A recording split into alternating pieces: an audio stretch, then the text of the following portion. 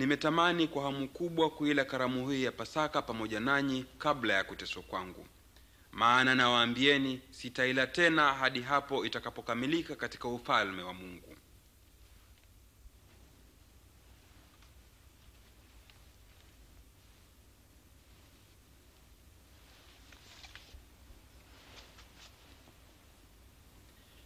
Ninakushukuru ewe Mwenyezi Mungu, mfalme wa mbingu na nchi, utupaye matunda ya mzabibu. Pokeeni hiki mnywe wote. Kwa maana nawaambieni sitakunywa divai hii tena mpaka ufalme wa Mungu utakapokuja.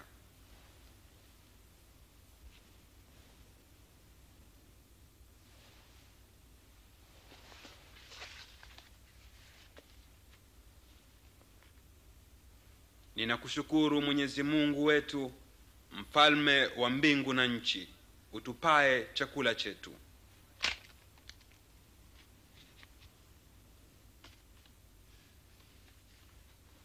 Huu ndio mwili wangu unaotolewa kwa ajili yenu.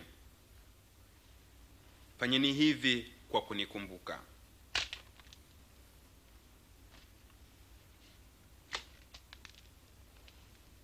Kikombe hiki ni agano jipya katika damu yangu inayomwagika kwa ajili yenu. Lakini hata hivyo, yule atakayenisaliti yuko nami hapa mezani. Kweli mwana wa Adamu anakwenda zake kuuawa kama Mungu alivyokusudia. Lakini ole wake mtu yule atakayemsaliti. Haiwezekani. Ni nani msaliti Bwana?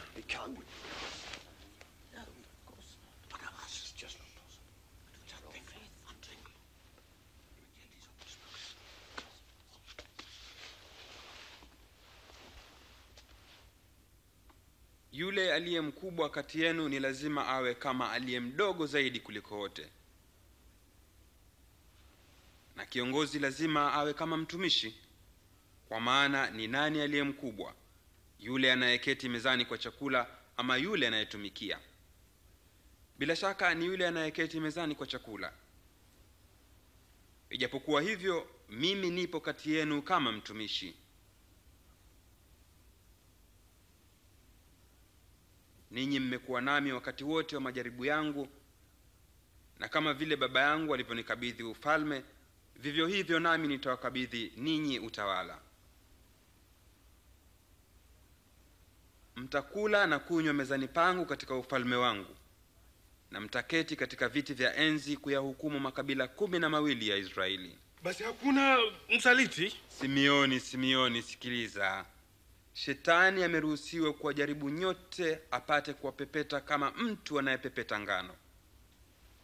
Lakini mimi nimekuombea ili imani yako isipungue, nawe utakaponirudia watie moyo ndugu zako. Bwana, mimi niko tayari kwenda pamoja nawe gerezani na hata kufa pamoja nawe. Petro, nakwambia, jogoo hatawika leo usiku kabla hujanikana mara 3.